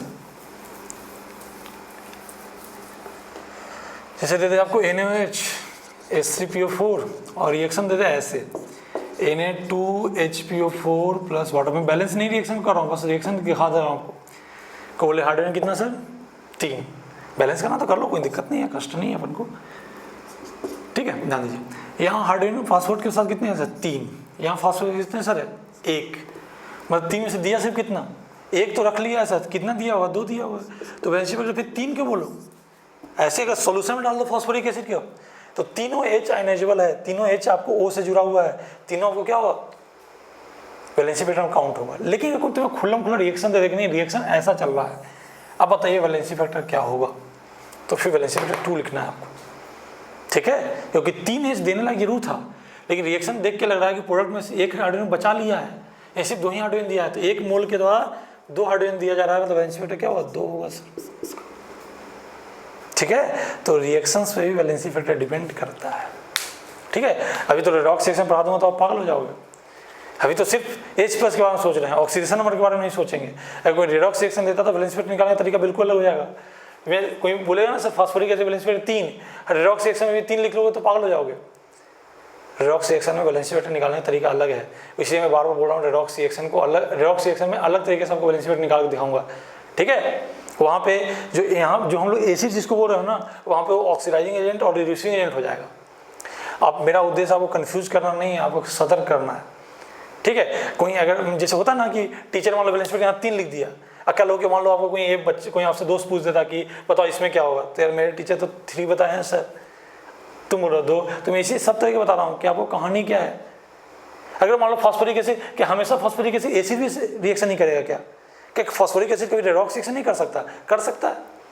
phosphoric acid oxidising agent भी होता है, तो रेडॉक्स रिएक्शन करेगा तो उसका तरीका अलग होगा रिएक्ट करने का। एसिड बेस रिएक्शन, बेस है एसिड है, तो एसिड बेस रिएक्शन में H+ ट्रांसफर करके एसिड बेस रिएक्शन में एसिड H+ ट्रांसफर करके रिएक्शन करता है। ऑक्सीडाइजिंग और रिड्यूसिंग में क्या होता है इलेक्ट्रॉन ट्रांसफर करके करता है, तो वहाँ पे इलेक्ट्रॉन काउंट करेंगे कितना ट्रांसफर हुआ है। तो रिएक्शन पर डिपेंड करता है क्या वैलेंसी फैक्टर, ये नहीं कि फास्फोरिक एसिड का हमेशा 3 ही होगा सर, नहीं सर, किस तरह का रिएक्शन कर रहा है उस पर भी डिपेंड करेगा सर, किस तरह का उसका रिएक्शन करवा रहे हैं उस पर वैलेंसी फैक्टर डिपेंड करेगा। ये तो मैं बस एसिड वाले सेगमेंट में पढ़ रहा हूँ सर, तो फास्फोरिक एसिड को बस एसिड की तरह ट्रीट कर रहा हूँ सर। ठीक है, बस उसको हम लोग एसिड बेस रिएक्शन में यूज कर रहा हूँ सर, तो मैं वैलेंसी फैक्टर 3 बोल दिया हूँ रफली। अगर कुछ ना लिखा हो तो ये मान के चलेंगे, लेकिन अगर आपको बोल दे कि नहीं मैं इसको एसिड बेस रिएक्शन नहीं कर रहा हूँ, इसका मैं रेडॉक्स रिएक्शन करवा रहा हूँ, तो सतर्क हो जाना। मेरी हर एक बात को रिवाइंड करके सुनिएगा, बहुत इंपॉर्टेंट बात कर रहा हूँ मैं। इसमें आपको कोई भी पागल कर सकता है, बोलेगा कि तुम्हारा टीचर गलत पढ़ाता है, देखो 3 बोला है, देखो मैं दिखा देता हूँ, इसमें 2 दिया हुआ है, इसमें 4 दिया हुआ है। ठीक है, तो आप ढंग से समझिएगा, बोलोगे 4 और दे दिया ना, 4 या 5 ऐसा, यानी वो रेडॉक्स रिएक्शन में चला गया है, रेडॉक्स रिएक्शन कर रहा है सर, वो एसिड रिएक्शन नहीं कर रहा है। तो मैं जो लिख रहा हूँ वो मैं एसिड के अंदर लिख रहा हूँ, एसिड सोचते हुए लिख रहा हूँ मैं, रेडॉक्स रिएक्शन को सोच ही नहीं रहा हूँ अभी मैं, रेडॉक्स रिएक्शन को बिना सोचे में लिख रहा हूँ, तब मैं वैलेंसी फैक्टर को सिखा रहा हूँ को। मैं लिख दिया, हेडिंग लिख दिया फॉर एसिड, यानी एसिड रखते हुए, एसिड की तरह इमेजिन करते हुए आपको बातें करना है। अब बोलो सर जो एसिड नहीं है उसको भी मैजिक कर लेंगे, नहीं ऐसा नहीं है, जो एसिड होगा उसी को पढ़ेंगे इस सेगमेंट के अंदर। लेकिन ये जरूरी नहीं है कि जो एसिड है वो सिर्फ एसिड ही होगा और वो रेडॉक्स रिएक्शन नहीं कर सकता, रेडॉक्स रिएक्शन भी कर सकता है। तो रेडॉक्स रिएक्शन करेगा तो उसका वैलेंसी फैक्टर बदल भी सकता है। यानी जो इस सेगमेंट के अंदर लिख रहे हैं वो कोई मतलब क्या है, बिल्कुल क्या बोलते हैं उसको, लक्ष्मण रेखा नहीं है कि मतलब कोई बाउंडेशन नहीं है कि यही होगा, उस आगे पीछे भी हो सकता है, डिपेंड करता है रिएक्शन पे। चलिए अभी जो आप सेगमेंट पढ़ रहे हो सोल्यूशन, उसमें तो रेडॉक्स रिएक्शन को नहीं सोचना, उसमें तो ईजी कहानी है। ठीक, जब रिएक्शन करोगे ना तब वहाँ सोचना आप। और कुछ इंपॉर्टेंट बातें बताता हूँ वैलेंसी फैक्टर को। इस फास्फोरिक एसिड में वैलेंसी फैक्टर कितना होता है, 3 होता है। इसका नाम देता हूँ आपको, ऑर्थोफॉस्फोरिक एसिड बोलते हैं इसको, ऑर्थोफॉस्फोरिक एसिड। मैं बार बार इसको फॉस्फोरिक एसिड नहीं बोलूँगा, संभालिएगा। वैलेंसी फैक्टर कितना लिखे, 3। इसके 2-3 भाई और होते हैं। एक होता है H3PO3, इसको बोलते हैं फॉस्फोरस एसिड, ऑर्थोफॉस्फोरस एसिड बोलते हैं, लेकिन मैं सिंपल फॉस्फोरस बोलता हूँ। ठीक है, बोलो सर इसमें 3 हाइड्रोजन, तो वैलेंसी फैक्टर इसमें भी तो 3 हाइड्रोजन है, लेकिन इसका वैलेंसी फैक्टर क्या होगा, 2 होगा। मैं आपको कुछ देर पहले क्या बताया, कुछ देर पहले ही बताया मैं आपको कि हाइड्रोजन को काउंट करके वैलेंसी फैक्टर नहीं पता करना है। अब कितना हाइड्रोजन आयोनाइजेबल है, पानी डालने पे कितना H+ वो दे सकता है, वो जैसे एसिटिक एसिड किया था उसमें 4 हाइड्रोजन थे, लेकिन 4 वैलेंसी फैक्टर बोले थे क्या, 1 बोले थे ना। तो इसका स्ट्रक्चर जब तक आपको पता नहीं रहेगा, जब तक आप नहीं बता सकते, इसलिए तीनों सेगमेंट, तीनों भाई को मैं एक साथ लिखूंगा। एक और भाई है इसका H3PO2, ठीक है। इसका आपको इसका लगेगा कि 3 हाइड्रोजन से वैलेंसी फैक्टर 3 होना चाहिए, नहीं, इसका वैलेंसी फैक्टर 2 होगा। क्यों होगा बताता हूँ। इसमें लगेगा तो हाइड्रोजन 3 है सर, तो वैलेंसी फैक्टर 3 होना चाहिए, 3 नहीं होगा, आपको क्या होगा, 1 होगा। ये इसका नाम है क्या, हाइपोफॉस्फोरस एसिड, हाइपोफॉस्फोरस एसिड,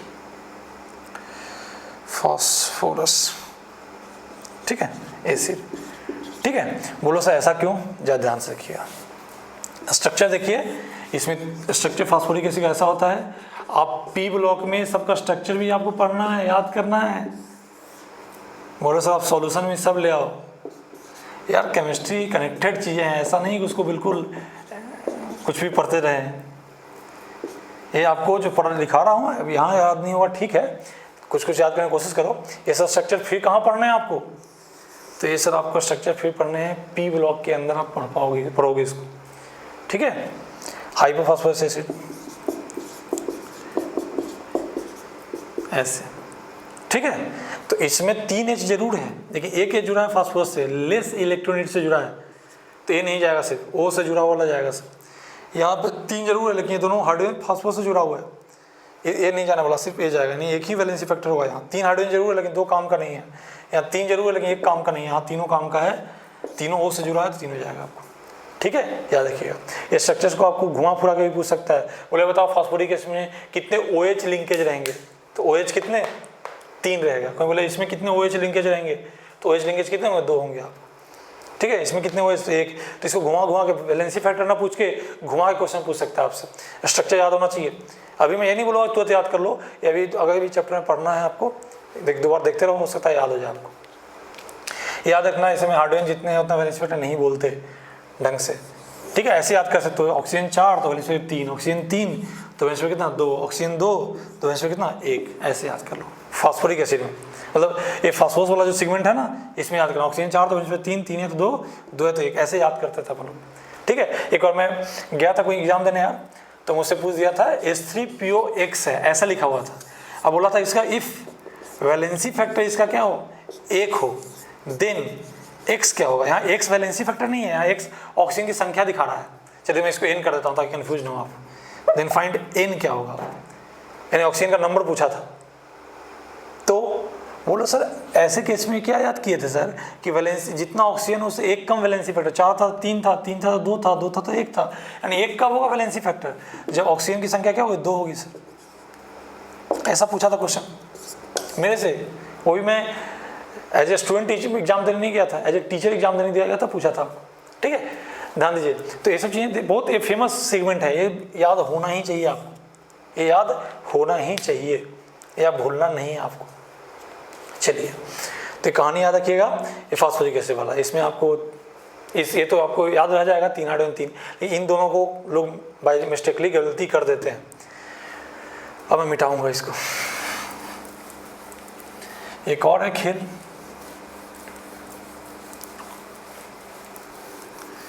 एक और है जहाँ ध्यान देना है, जनरली वो पूछा जाता है, उससे 11th क्लास में पढ़े भी होंगे, लेकिन खैर मैं 11th की बातें नहीं करता हूँ। मुझे पता है अधिकांश जो है 11th में टाइम पास बस करते हैं लोग, उनको लगता है कि 11th में ना पढ़ेंगे तो क्या होगा, कोई दिक्कत तो है नहीं सर।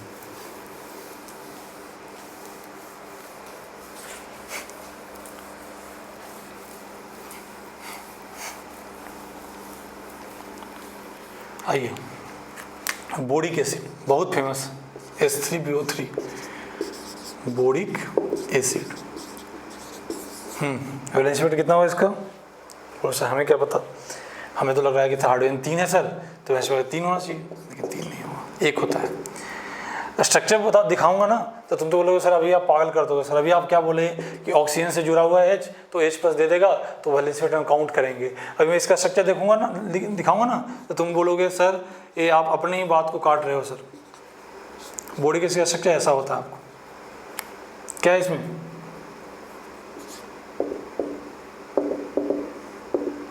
ऐसे बोरिक एसिड का स्ट्रक्चर ऐसा होता है आपको,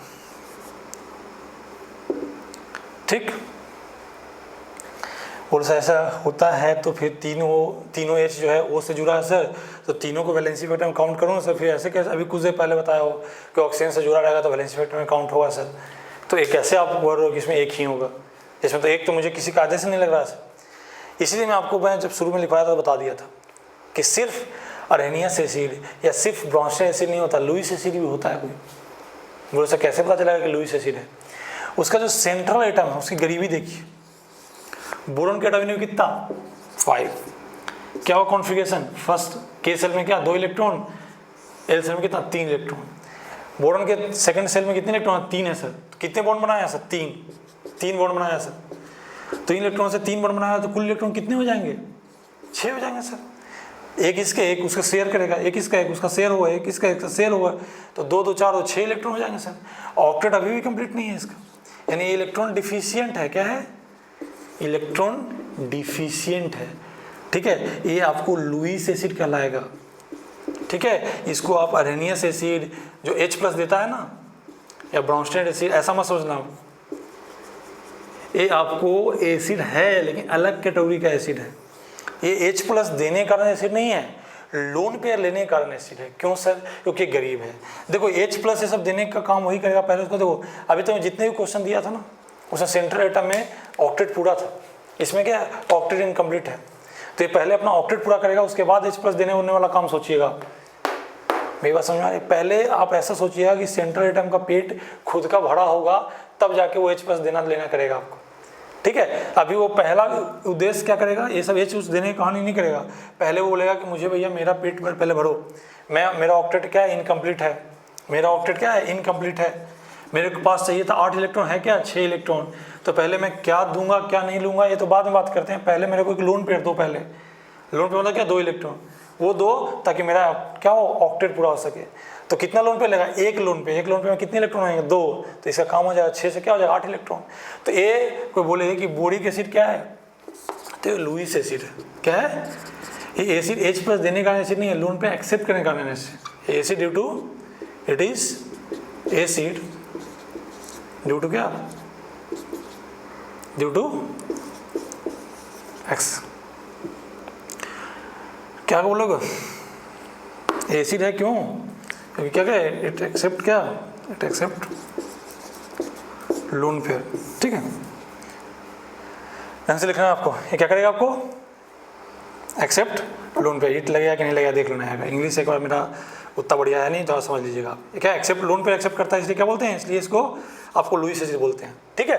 बात समझिएगा, ये आपको जो जनरल एसिड आप पढ़ रहे थे HCl H2SO4 ऐसा एसिड नहीं है, H+ नहीं देगा ये लोन पेयर लेने के कारण एसिड है। और कितना लोन पेयर ले रहा है सर? एक लोन पेयर। क्यों? क्योंकि एक लोन पेयर में 2 इलेक्ट्रॉन आएगा, 2 इलेक्ट्रॉन से क्या होगा सर, तो इसके बाद 6 पहले से है, 2 ले लेगा तो 8 हो जाएगा, तो 8 हो जाएगा तो क्या ऑक्टेट कंप्लीट हो जाएगा सर, यानी ये खुश हो जाएगा सर, यानी एक लोन पेयर लेगा। कितने लोन पेयर लेगा? एक लोन पेयर। जितना लोन पेयर लेता है लुईस एसिड वही उसका वैलेंसी फैक्टर होता है सर। जितना एसिड लोन पेयर एक्सेप्ट करता है वही एसिड का क्या होता है वैलेंसी फैक्टर। ये आपको मैं पढ़ा चुका हूँ, पहले ही लिख चुका हूँ, ढंग से देखिएगा ऐसे चीज़ों को, ठीक है।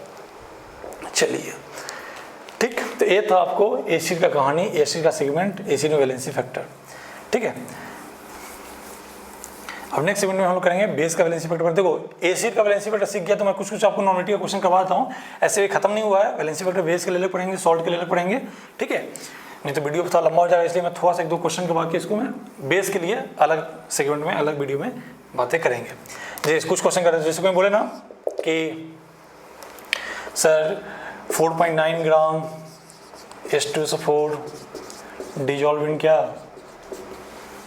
डिजॉल्व इन कोई बोले कितना हो जाएगा 95.1 gram of H2, 95.1 gram of water में क्या डिजॉल्व हो रहा है आपको, ठीक है, या एडेड, ठीक है, dissolve in 95.1 gram of water. If density of resulting solution वो कितना है 1.1 ग्राम पर ml, then find its normality। बहुत आसान क्वेश्चन कर रहा हूँ नॉर्मलिटी, ठीक है। इसका नॉर्मलिटी क्या होगा, मैं आपको सीधे बता देता हूँ। नॉर्मलिटी निकालने कोई बोले तो नॉर्मलिटी निकालो ही मत, निकालो मोलैरिटी, निकालो क्या मोलैरिटी। नॉर्मलिटी के लिए क्या लिखोगे, x इंटू मोलैरिटी होता है।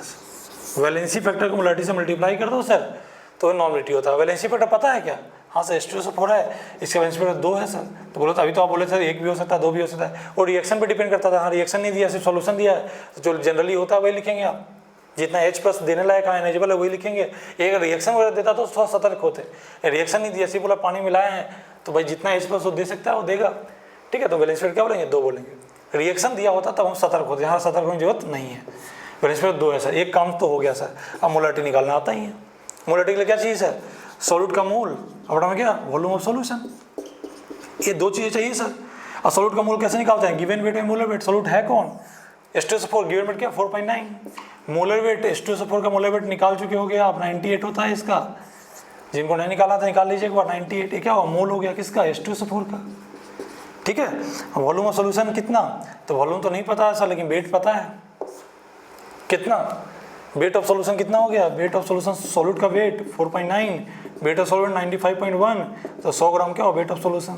तो हमको वेट ऑफ सॉल्यूशन चाहिए नहीं, सिर्फ वॉल्यूम ऑफ सॉल्यूशन चाहिए, ठीक है। तो वॉल्यूम सॉल्यूशन कैसे निकलेगा सर, तो डेंसिटी क्या होता है वेट बाई वॉल्यूम। वॉल्यूम किसका चाहिए सॉल्यूशन का, तो वेट किसका सॉल्यूशन का, डेंसिटी किसका सॉल्यूशन का।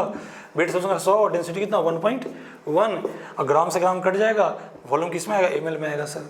हमें अब दोनों काम हो गया। सॉल्यूट का मोल कितना हो गया 4.9 बाई 98, और डिवाइड बाई क्या वॉल्यूम कितना 100 बाई 1.1 ml में है सर, 1000 मल्टीप्लाई करेंगे, ठीक। क्यों मोलैरिटी निकाल रहा हूँ, पूछा तो नॉर्मलिटी था सर, क्योंकि नॉर्मलिटी जानते हैं वैलेंसी फैक्टर इंटू मोलैरिटी होता है सर। यानी अगर नॉर्मलिटी निकालना है ना तो आपको कुछ ज़्यादा नहीं करना है, मोलैरिटी निकालिए और वैलेंसी फैक्टर को सिखा रहा हूँ निकालना, ठीक है। तो सब चीज़ों को समझिएगा। मैं एक क्वेश्चन बस करवाया हूँ, बाकी इसमें फिर आता हूँ किस पे लौट के, वैलेंसी फैक्टर फॉर बेस। मैं आपको बस ये सिखाना चाह रहा हूँ कि वैलेंसी फैक्टर जान के आपको कॉन्सेंट्रेशन टर्म्स में क्या फ़ायदा होगा। तो कॉन्सेंट्रेशन टर्म्स में फ़ायदा होगा कि आप नॉर्मलिटी निकाल पाओगे।